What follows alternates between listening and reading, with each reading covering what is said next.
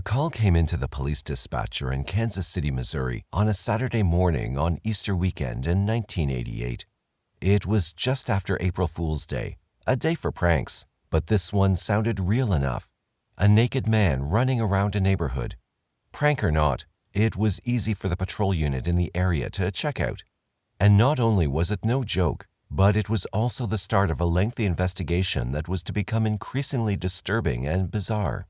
The cops were already familiar with certain crimes involving people engaged in sexual bondage who went too far. In such cases, one person might want something that the other person did not, and the only way to avoid it was to escape. It appeared that this naked man had done just that. In fact, something seemed to be tied around his neck. As the cops drew closer, they saw he was wearing a dog collar with a red leash attached. 2 patrol cars converged on the man.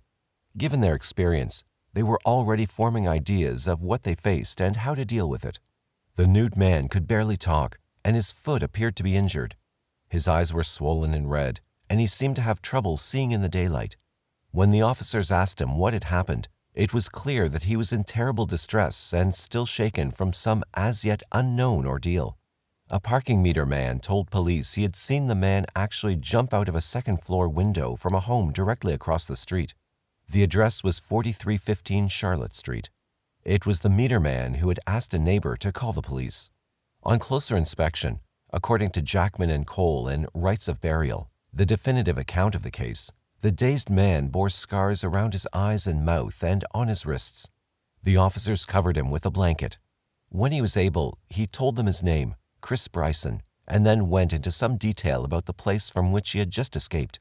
For some reason, he lied and said that he had been picked up by a man and a woman, but he later said that it had just been one person.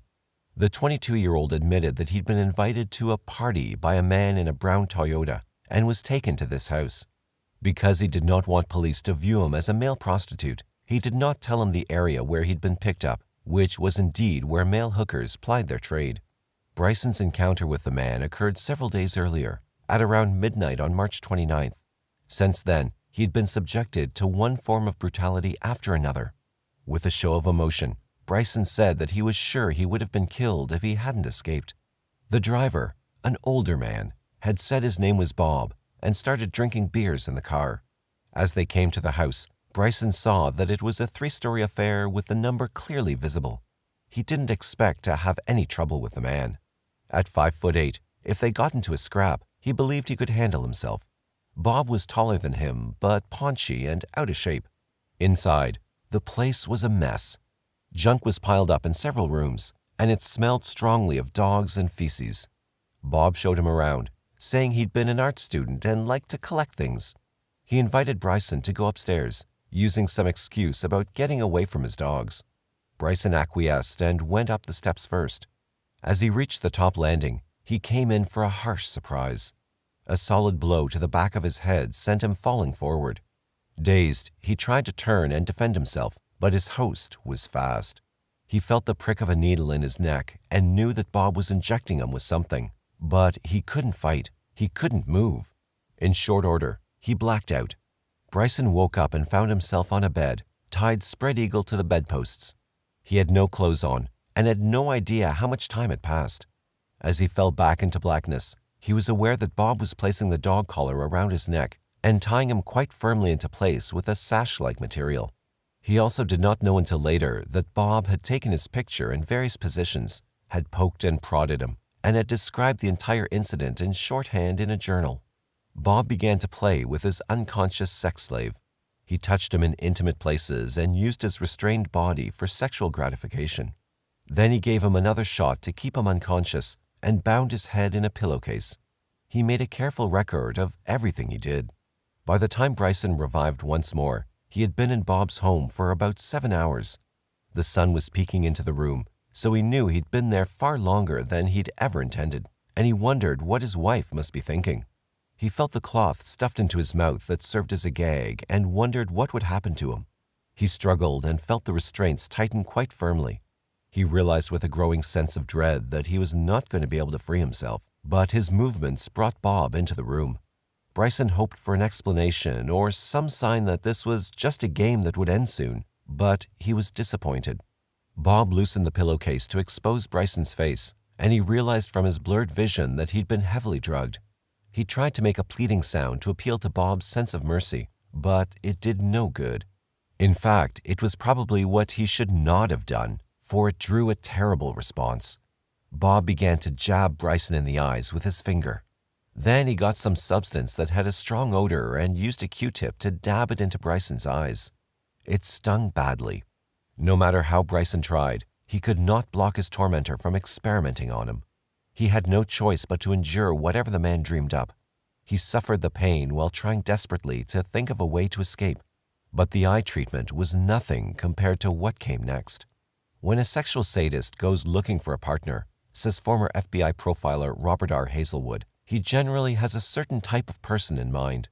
In Dark Dreams, a bookie devoted to the violent fantasies that drive killers, Hazelwood discusses the notion of a sexual slave. While he primarily discusses women as the victims, the same idea applies to men looking for men. Sadists seek traits that make a person appear vulnerable: youth, low self-esteem, inexperience, ambivalence, recent trauma, or naivete. Once they've zeroed in on a target, they begin the seduction. They'll be friendly and perhaps offer gifts or a place to stay. They'll seem harmless, genial, and even attractive. Some sadists draw out the courtship, but others take quick advantage and go right to the punishment stage. As Jackman and Cole depict, Bob sat on Bryson and used an iron bar to smack at Bryson's bound hands. Then he got off and started doing something that Bryson could not see down near his groin.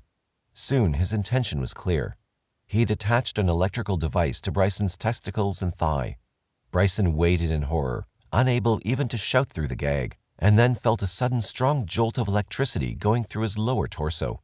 The pain in his hands from the beating he'd sustained snapped through his body to his thighs, and he gave a muffled scream of agony. As he reacted, he saw a flash of light and heard a whirring sound, the noise of a Polaroid camera. Bob was taking pictures of him in these humiliating, involuntary poses. Now Bryson was sure he'd come into the hands of someone he'd only heard about in strange and scary tales, a sexual sadist who was unlikely to ever let him go. Bryson had no idea how to react. He could not believe he'd been so easily tricked into this position. Once Bob's fun was over, he gave his victim 2 more shots, one of which hurt badly. He warned Bryson that the next shot would go into his vocal cords if he shouted or made any other noise. Bryson seemed to have no choice other than to obey as he passed out once again. The next thing he knew, he had a fever, and Bob had returned. He instructed Bryson that he was now a sex toy and was never going anywhere again.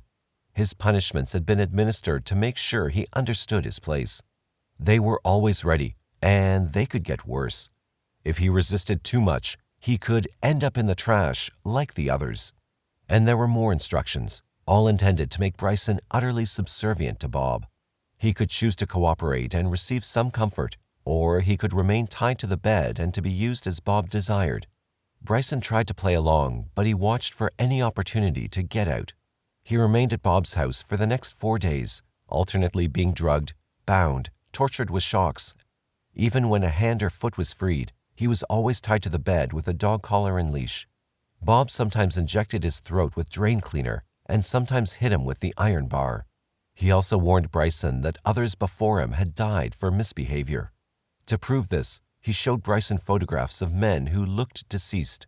They might have been just sleeping, but Bryson could not tell. But one day, Bob made a mistake. He allowed Bryson to have his hands tied in front of him rather than to the iron bars on the bed. And once he was gone from the house, Bryson managed to get free and escape.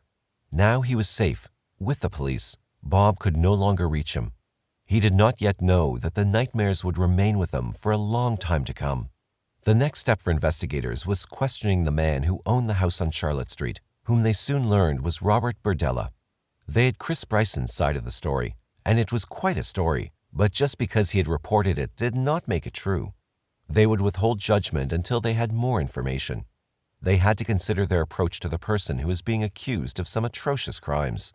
Berdella was away, so the uniformed officers assigned to the job waited for him to return. When he did, walking up to their car dressed in a black shirt, they immediately arrested him. They asked if he would sign a consent form to allow them to search his home. Berdella asked for more information about why they were bothering him, and when they informed him that they did not have to explain anything, he refused to allow them into the house. They did tell him that a man named Christopher had reported the incident, and he seemed incredulous. They warned Berdella that he doesn't have to talk and had a right to have an attorney present. At the station, Berdella contacted one. For the moment, the police were working under the impression that this crime might be no more than a lover's quarrel, with one person turning against the other and dragging the police into it. Such motives were not uncommon, and Berdella's reaction had been consistent within that context. But police assigned to the case were careful to do the investigation by the book in the event the incident turned into something unexpected. If Berdella really had held Bryson in his home for several days against his will, torturing him in unspeakable ways and warning him that he might die, they wanted answers to some key questions. What had been his intention, and would they discover more victims? To get into Berdella's house without getting attacked by his dogs, they requested the services of animal control officers. Then a squad of detectives and uniformed officers kicked in the door. 3 Chow Chow dogs were found and taken out of the trash-littered home. Detectives then got to work. Nothing stood out on the first floor, so they climbed to the second floor to start going through the bedrooms, aware that Bryson had reported being tortured in the area upstairs. Just as Bryson had described, they found a closed door with a bed and a television. On the bed were some burned ropes, which Bryson said he had lighted with discarded matches to free himself, and some bindings tied to the bars on the headboard. Upon closer examination, it was clear that those bars had been well worn by something like a great deal of rubbing by these bindings. Jackson and Cole used this detail to foreshadow what was to come by hinting that Bryson's treatment had been done there before, perhaps many times. Near the bed was some sort of electrical device, plugged in, with wires that led to the bed. The police also found syringes on a tray on a table, prepared and ready. A bottle of eye drops and a bottle of what appeared to be a liquid drug sat with them. Pornographic magazines lay on the floor. It was all pretty much as Bryson had told them. His captor had been injecting him as he was tied to the bed. Corroborating another part of his story, the window was damaged as well. But that did not yet mean that this scenario could not be evidence of some perverse game between lovers. In the adjoining room, the searchers found a box full of Polaroid snapshots of Bryson, who appeared to be frightened and suffering. They catalogued everything methodically, still believing that there would be a mundane motive behind it. But then things shifted. Inside another room, which appeared to be Berdella's bedroom, detectives discovered 2 human skulls and 2 envelopes full of teeth. That was jarring. Then back in the torture room, they found a collection of audio tapes, what appeared to be a log or notebook full of scribbled notes that looked like code, and more photographs. But these were not of Bryson. They depicted other males also bound and assaulted. One of them looked dead. As detailed in Gianangelo's analysis of serial crimes, an examination of the log revealed a meticulous mind with a clear need for control. The scribbler had made notes about what he had done to a victim and whether or not there was a reaction. If the reaction was verbal, he recorded the exact words the person had said. If he made an injection, he noted what it was and how much he had given. The non-consensual sex cases were easy to decipher, and each one was accompanied by a notion regarding the victim's response. In peculiar shorthand, he jotted the times, the victim's slightest movement, whether the victim was aware of things being done to him, and sometimes an ominous notation, DD or 86. After that, for each person, there was nothing more, aside from the date and time of this unexplained event. To find out where they stood, police called in additional personnel, including forensic anthropologist Dr. Michael Finnegan from Kansas State University. The crime scene unit had already arrived, and they were busy dusting for fingerprints. They collected bed sheets from the suspect bed, the pillowcase that Bryson had described having over his head, and items that appeared to be bloodstained. When Dr. Finnegan arrived that evening, he examined the skulls.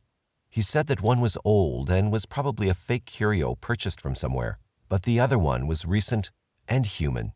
The teeth appeared to be associated with that skull, and he estimated it to be from a young male. Another search warrant was sought, but this time for suspected murder. More photographs turned up, along with more written records, and a wallet with a man's name in it that was not Berdella's turned out to be a missing person. Then newspaper articles about another missing man were discovered on a table. Even worse, a fresh cement area had been poured into the basement's concrete floor. This case was no lover's quarrel or even just a case of non-consensual sex. Something more significant was happening. Now, on suspicion of murder, they could look through the entire house. Should they turn up a body, the crime scene personnel suited up to protect themselves from bacteriological contamination.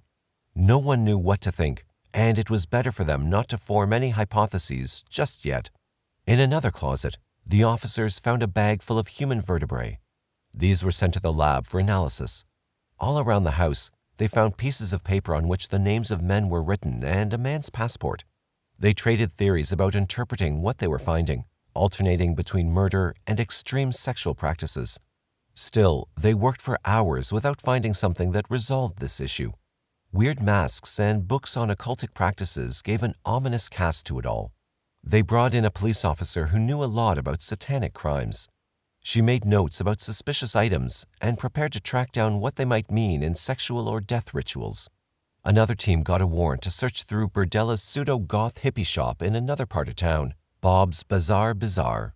There he sold folk art and weird artifacts, from lava lamps to roach clips. The place turned up nothing. His car, too, offered no clues. Officers questioned neighbors about suspicious events.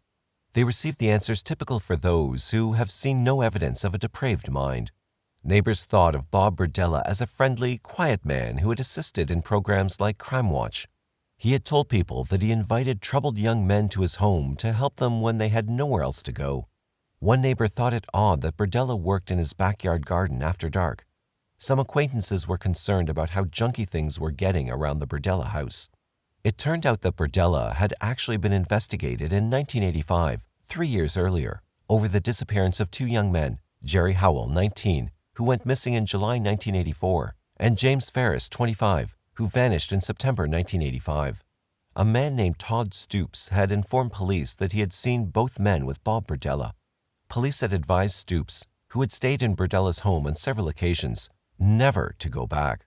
Eventually, he too disappeared. During the investigation for Ferris and Howell, Berdella admitted knowing them but denied any wrongdoing. Police kept him under surveillance for a while, but eventually dropped the investigation for lack of leads or evidence against Berdella. To detain Berdella while they continued to search, the police charged him with 9 felony counts, and the judge ordered him held without bond. On April 4, 1988, Berdella was arraigned on 7 counts of sodomy, 1 count of felonious restraint, and 1 count of first-degree assault. Attention was focused on Berdella's backyard, especially when it appeared that one area had recently been worked on. That area looked too small to contain a body, but a team brought in a backhoe and started to excavate. They set out to work carefully to avoid damaging evidence that might be buried there. But the second time the shovel went into the ground, it pulled out what they were looking for, the unmistakable stench of death and another human skull. Or rather, a head. It had some tissue and hair still clinging to it, as well as a vertebra. Detectives wondered if they were faced with a case like that of John Wayne Gacy in Chicago in 1978, where bodies were found in the crawl space beneath his house and in areas around his yard. They continued to search for bodies. It became an urgent matter to ascertain whether these skulls had belonged to any of the men whose names and possessions had been found in the house, men who had been reported missing. Even as detectives were working on identifications, the skulls were submitted to chemical dating tests at the University of Kansas. Under Dr. Finnegan's guidance, the team there estimated that the skull was that of a male between 25 and 36 when he had died. He might have been dead anywhere from 6 weeks to 10 months. The vertebra showed evidence of cutting with some implement, such as a knife or saw. The skull from the closet was estimated to have been that of a man between the age of 21 and 32, and had likely been dead for about a year and a half. In neither case could anyone determine a cause of death. They would need the bodies for that. And even then, unless there had been obvious damage to the bone, they might not be able to give a definitive statement on that matter.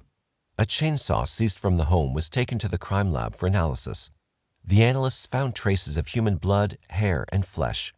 All of this was carefully preserved. Berdella's background was excavated as well. Born in Ohio on January 31, 1949, he was raised a Catholic. His father worked in a factory, and his mother had been an ordinary homemaker. He had been a good student, especially in art. When he was 16, his father died, devastating Bobby and souring him on his religion. He became a loner, aware at a young age that he was gay. He moved to Kansas City in 1967 to attend the Art Institute.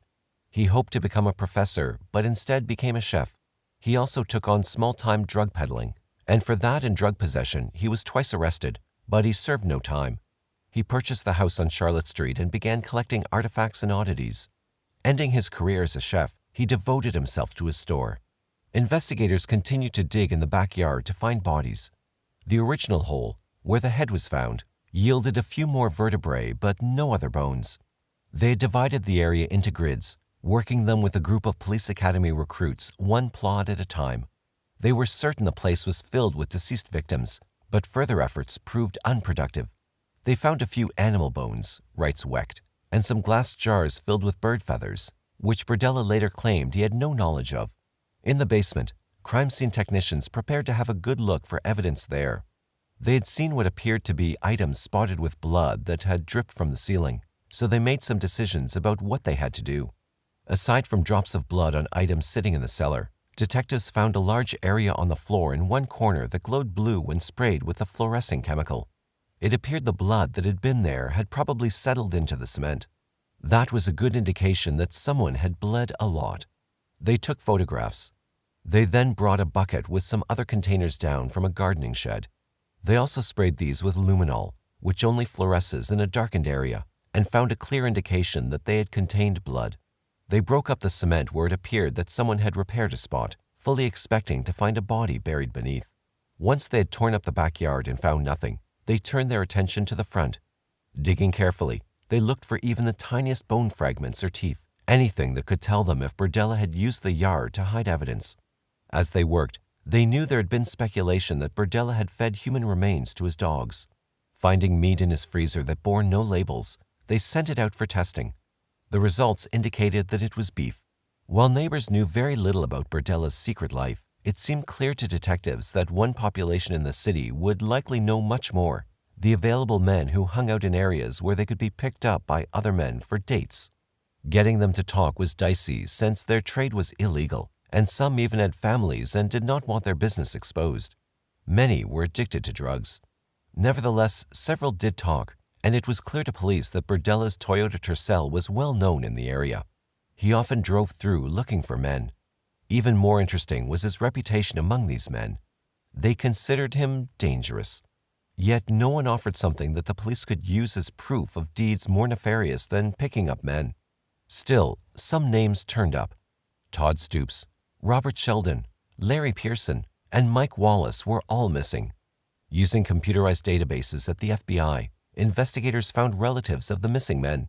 They managed to acquire medical records and dental charts. They also got photographs to compare against the disgusting Polaroids found in Berdella's home. They estimated that there were about 20 different men in more than 300 photographs. Some of them had been identified as different men by different people. The detectives realized that they might not be able to identify them all, and even that some may be alive and well. Indeed, they had found men who had lived in Berdella's home who had come to no harm. Some had never even been approached for sexual favors, and some who may have enjoyed the activities. So Berdella had picked only some men as potential slaves to be held against their will. And he may have killed only a few of those men. It was difficult to tell. According to Jackman and Cole, both skulls were identified as belonging to specific men whose presence in Berdella's house could be proven by other means. Items that belonged to them, logs of what Berdella had done to them on which he had sometimes written names, and photographs. The skull in the closet, found first, belonged to a young man named Robert Sheldon. The one in the ground was identified as Larry Pearson's. Since Pearson's identification occurred first, prosecutors charged Berdella with his murder and prepared to seize his home under state forfeiture laws. In evidence, they had photographs, a 58-page diary about the encounter, capture, torture, and apparent deaths of several young men, and the teeth and skulls. Yet they were still preparing and hoping for more evidence, and they fully expected to go to trial. They were in for a surprise. At his arraignment, in a preemptive move to exploit a legal technicality to take the death penalty off the table, Berdella pleaded guilty to killing Larry Pearson. Prosecutors were caught off guard, says Wecht, but they decided to accept it. They still had another skull that was in the process of being identified, so they could file more charges later. Berdella admitted to the judge that he had killed Larry Pearson by asphyxiation. He had placed a plastic bag over Pearson's head, secured it with a rope, and let him die. He acknowledged that he was aware of what he was doing and that it was wrong. Then Robert Sheldon was identified with dental records. This time, prosecutors notified the court in advance that they were seeking the death penalty, which was their own preemptive strike against Berdella. He pleaded not guilty, and the expected trial was now set. But Berdella's attorneys offered a deal. Berdella would make a full confession, giving detectives the details about his sadistic assaults and naming names, in exchange for life in prison and for the police dropping their efforts to seize his house. While the possibility hung over their heads that Berdella might be sitting on many unspeakable crimes, prosecutors mulled it over. They wanted to know how many deaths were involved, and the defense attorneys offered only the information that the final toll was no more than a half dozen. Prosecutors decided to accept the deal, making preparations to record everything Berdella revealed. In a small conference room in the basement of the Kansas City jail, under oath he described what he had done, and the final report came to 717 pages. It was December 13th. 2 prosecutors, 2 detectives, 2 defense attorneys, a court stenographer, and Berdella were seated around a table on folding chairs. It took 3 long, weary days, but Berdella finally told all. The crime spree began 4 years earlier in 1984. All of the victims had been abused and died inside the Charlotte Street house. The first one was Jerry Howell, with whom Berdella had a prior acquaintance. They had engaged in a sexual relationship for a couple of months. Berdella said that he'd assisted Howell in paying for a lawyer, and Howell had refused to pay him back. Berdella picked him up on the evening of July 4th and took him home, where he fed the young man a variety of tranquilizers. When Howell passed out, Berdella had sodomized him repeatedly. He used a carrot or cucumber to continue to assault him and then bound him to keep him at the house. Berdella went to work and returned that evening to repeat the assault. He injected Howell with several substances to keep him subdued and beat him with a metal rod. At about 10 p.m., Howell died. Berdella claimed that it had surprised him.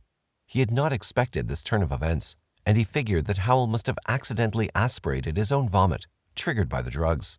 Berdella hung the body upside down by the feet to drain the blood in preparation for dismemberment. Because this excited him, he took a lot of photographs. Then he took the body down and used kitchen knives to cut it into manageable pieces.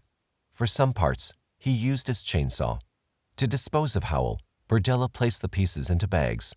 He then sent them out to the curb, wrapped in several layers of paper and plastic, to be picked up on Monday with the trash.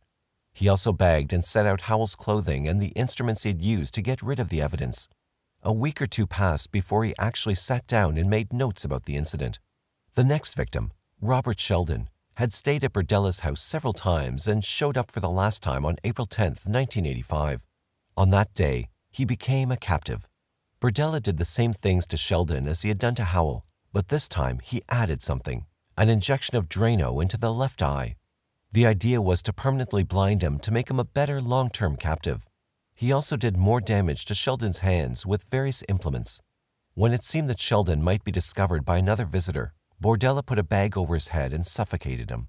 That was on April 14th, so he had been captive and subjected to these vile treatments for 4 long days. When Berdella cut him up in the bathtub and put the pieces out with the trash, he kept the head in a freezer for a few days and then buried it in his backyard. Only a couple of months went by before the next victim, Mark Wallace, stumbled into the viper's nest. Berdella killed Wallace quickly after some experimentation with electric shock. Under questioning about this crime, Berdella considered the influences that might have been a factor. He said that he had seen a film as a teenager called The Collector that had planted a dark fantasy in his mind. He was 16 and it was 1965. The man in the film, based on a novel by John Fowles, is driven by the need to capture a woman and keep her imprisoned while he develops a relationship with her. Eventually she dies and he decides that it was her fault. He ponders what he needs to do with the next captive to make it a better experience for him and then goes in pursuit of her. Berdella said that this movie gave him a framework for feelings he was already having. That September, when Walter Ferris asked if he could stay at Berdella's house for a while, he found more than he was looking for. When Berdella was injecting and torturing him, Ferris died from either an overdose or from the wrong combination of drugs. He too was cut up and placed on the curb. Todd Stoops had stayed with Berdella prior to his eventual captivity, but in June 1986, he came into Berdella's lair for the last time. Berdella injected him and had non-consensual sex with him, including shoving his entire fist into Stoops's rectum. Eventually, Stoops began to bleed heavily, which was indicative of a rupture. Stoops developed a fever, so Berdella administered several different types of animal antibiotics. He also injected Drano into Stoops' eyes and voice box and continued to assault him. Stoops never got better, and on July 1st, he died. Berdella cut him up and placed the wrapped body parts in the basement for nearly a week. The last one to die, Larry Pearson, had been a male prostitute whom Berdella said he had met in the spring of 1987. He made Pearson a captive near the end of June. Pearson was more cooperative than the other men, so Berdella did not have to use as much discipline on him. He said that he kept Pearson around as a sex slave for about 6 weeks. He even thought of putting the dog collar on him first, before he had used it on Bryson. But finally Pearson had apparently decided that enough was enough and had tried fighting back. Berdella knocked him out to subdue him, and he died. This head he also kept and put into the freezer. Inexplicably, he had dug up Sheldon's head and replaced it in the ground with Pearson's. Taking the skull inside, he had removed the teeth and placed the skull in the closet. Despite rumors, Berdella insisted to police and later in a media interview that he had not been involved in devil worship and had fed no human flesh or bones to his dogs. On December 19th, Berdella returned to court to officially plead guilty to 5 more murders. To 4 of them, he pleaded to second-degree murder, but for Robert Sheldon, he accepted the charge of first-degree murder. It was not made clear why prosecutors had made this distinction, but ensconcing Berdella in prison was not the end of the story. The media kept tabs on him, and when he complained that roaches invaded his prison cell, one local disc jockey urged listeners to mail more roaches to him. Berdella insisted that reporters had him all wrong. He was human, a good person, despite his terrible acts. To show this, he set up a fund for the families of his victims worth about $50,000 from the sale of his assets. But for one family, that wasn't good enough. If he wasn't going to get the death penalty, he was going to get punished in civil court. Coroner and forensic pathologist Dr. Cyril Wecht entered the case in 1992 as part of the civil litigation in a wrongful death suit. He writes about it in Mortal Evidence. The attorneys who hired him represented the family of Todd Stoops, and they were suing for substantial payment. Todd Stoops was 23 at the time of his death on July 1, 1986. Berdella had used tranquilizer drugs to immobilize his victims, and the legal question posed was about his actual intent. Had Berdella wanted merely to torture his victims, with death the unfortunate and unintended result, or had he known all along that the final act would be murder? None of the victims' bodies had been found, so all of the details have been gleaned from Berdella's confessions and diaries. Obviously, says Wecht, this was a very frustrating situation for a scientist. The family sued both Berdella and the insurance company, Economy Fire and Casualty, which held the homeowner's policy on Berdella's house for the sum of $1 billion. Clearly, Berdella had killed the young man there, and they felt entitled to payment from his estate. In the end, the jury decided not on $1 billion, but $5 billion. The figure was stunning. It was the largest jury award ever handed down in a wrongful death suit. Berdella did not have that kind of money, so the clear target had been the insurance company. However, their policy covered accidental deaths, not intentional murder. Thus, Wecht was to review the evidence that Berdella had never intended outright murder. Dr. Wecht reviewed everything sent to him and offered the Stoops family attorneys his medico-legal opinion. Having degrees in both law and medicine, and having practiced in Pittsburgh as both coroner and forensic pathologist for many years, he brought his entire experience to bear on giving a proper reading of the covert details of physical trauma behind the overt details offered in Berdella's confession. He also noted that Dr. Shelley Tepper, a board-certified forensic pathologist, had testified at the trial that Stoops had died as the result of a tear and subsequent infection in the anal wall. That's why he had gotten the fever and had become dehydrated. He had likely died from septic shock. This opinion, too, had been based on Berdella's description of events and on photographs of Stoops during the course of his deteriorating condition. While it was impossible to determine the extent of the rectal injury without an actual examination of the remains, the symptoms matched what was known of such a condition. Wecht evaluated whether Berdella had realized that the act of torture could or would be fatal, and decided that with the administration of the antibiotics, Berdella's desire was to heal Stoops and keep him alive as a sex slave. The administration of Drano, too, indicated intent to keep him alive, because his stated reason for this gesture was for long-term captivity. Since Berdella had no medical background, he was just using what he thought might work. But he was wrong. Berdella had not intended to kill Todd Stoops. The rupture of the rectal wall was unexpected, as was the subsequent fatal infection. By definition, that is negligence. On October 8, 1992, Berdella died in prison of a heart attack. For his 4 years of crimes against other men, he had served just 4 years in prison. An article written by someone who lived 2 blocks from Berdella's former torture house suggested that recent evidence indicated that he had been poisoned. That evidence was not forthcoming, so the official manner of death remains natural. Berdella was buried in the same gravesite with his father in Cuyahoga, Ohio. In 1993, Economy Fire and Casualty Insurance Company settled with the Stoops relatives for $2.5 million. Another source says $18 million. Dr. Robert Hare, internationally noted researcher on psychopathy, believes that it's unlikely that we'll ever have a unified theory about the causes of violence in general, but he does claim that we're moving towards greater understanding of certain predatory types of violence that we can attribute to psychopaths. The answers lie not within sociological or environmental factors, but within the individual. As Berdella demonstrated, psychopaths are arrogant, narcissistic, shallow, manipulative, and grandiose. They have no regard for the suffering they may cause, and they generally form no strong emotional attachment to others. The disorder appears in every culture and manifests early with conduct disorders, callous disregard, and attention deficit hyperactivity disorders.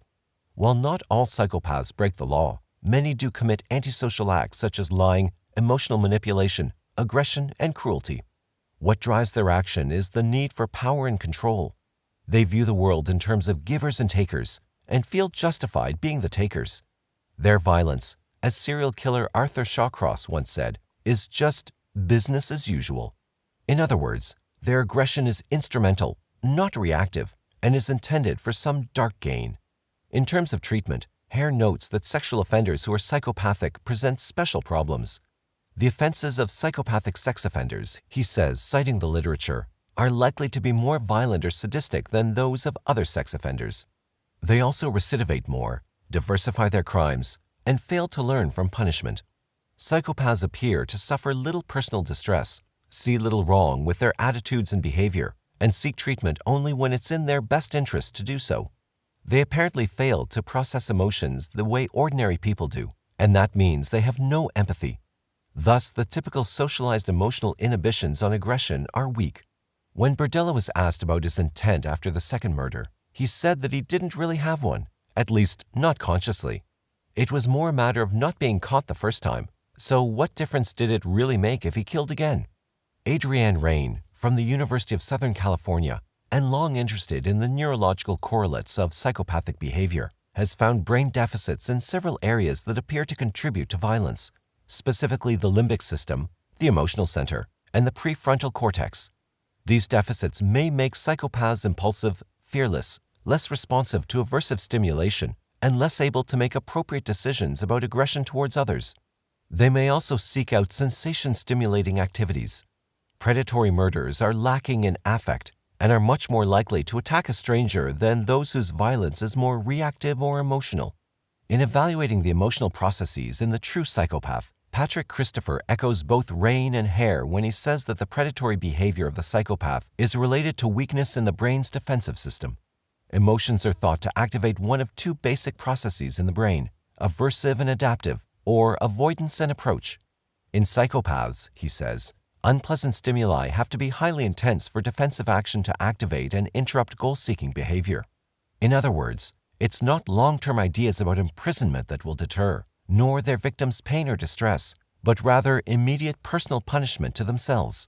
They have a goal in mind, and they'll use force and violence to achieve it, unless it may harm them somehow, such as stabbing someone much larger who might fight back and win. But even more profound, serial killers use the string of murders as a way to give meaning and purpose to their lives. Candace Skrapek, from California State University at Fresno, tries to learn what it is that drives them, and she finds basic human needs, albeit exaggerated. From interviews, she discovered that male serial killers of the predatory type feel like victims and strike back in anger to make others pay. In short, they feel both exempt from even their own mortal codes and entitled to do whatever they're doing. They fuel their momentum with dark fantasies that make them feel larger than what they actually are and seem to complete them. Enacting the fantasy protects them by challenging their self-image of powerlessness and making them feel special. They're doing something that few people can do. The killing thus increases their sense of vitality, which produces euphoria that's followed by a sense of calm or relief from pressure. When their murders are covered in the media, it affirms their sense of power. It isn't difficult to sexualize the aggression. Even if sexual predation is not the original motive, they express the sense that killing involves something larger than mere death, the urge to fully destroy. Given their limited range of evaluation, everything is black or white with no in-between. Their acts must be all or nothing. The killings reconstitute a fragmented sense of self into an integrated whole. In the end, says Skrapek, what appears outwardly to be offensive behavior is essentially defensive. Serial killers experience anger as emptiness, and so they act out to feel better, even to devise a sense of meaning within their lived experience.